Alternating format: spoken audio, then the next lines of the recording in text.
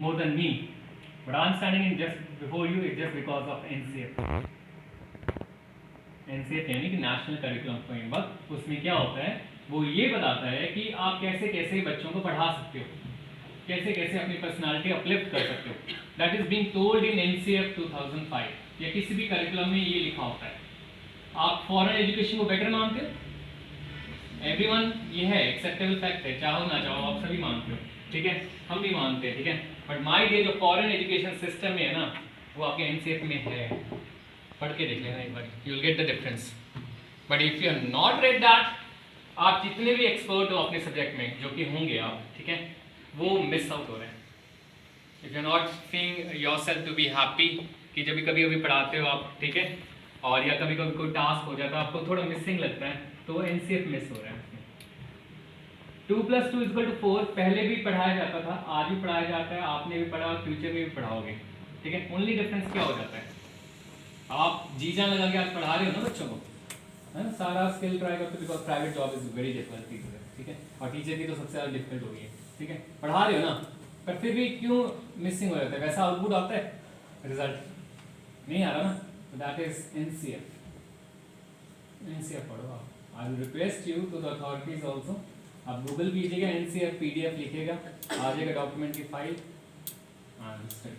और अगर print out निकालेंगे तो और भी बेस्ट, आप नोट्स बना सकेंगे, ठीक है। मैं प्रिंट आउट को कॉस्ट भी बता देता हूँ, 150 रुपये लगेंगे, this fibre binding, so have this document in your kitty, fine. हाँ जी सर।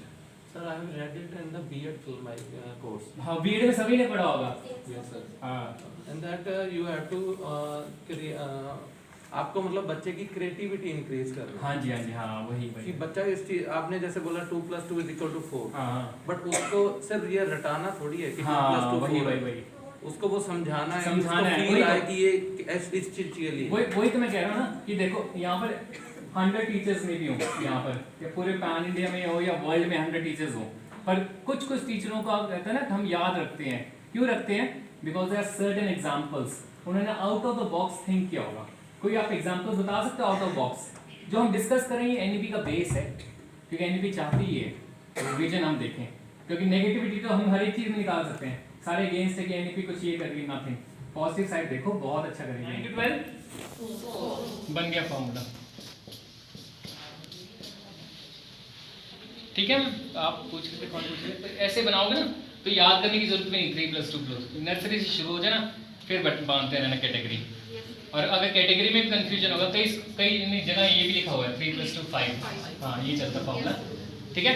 बात इसकी की गई है, इसको स्ट्रॉन्ग बनाना है एज पर ये NEP, ठीक है, और इस पे भी एम्फोसिस है, और फिर यहाँ तक जाता है, मेनली ये है। तो जो national education policy the base, वो इसकी इंप्रूवमेंट करना चाहते हैं। डन, यहाँ तक क्लियर? अब इसको मैं आपको याद करना भी आसान बता देता हूँ कि कैसे कॉन्सेप्ट में याद करना है। ये तो हमने वैसे ही याद किया कि लिटरल फॉर्म में, literal form in the sense कि एज इट इज फॉर्मूला रटना हो वैसे रट सकते हैं, ठीक है। पर मैं आपको कॉन्सेप्ट में समझा देता हूँ। किंडरगार्टन की बुक्स सेम होती हैं, थीम सेम होती है ना, डन। तो किंडरगार्टन कितना होता है? 3 क्लासेस, डन।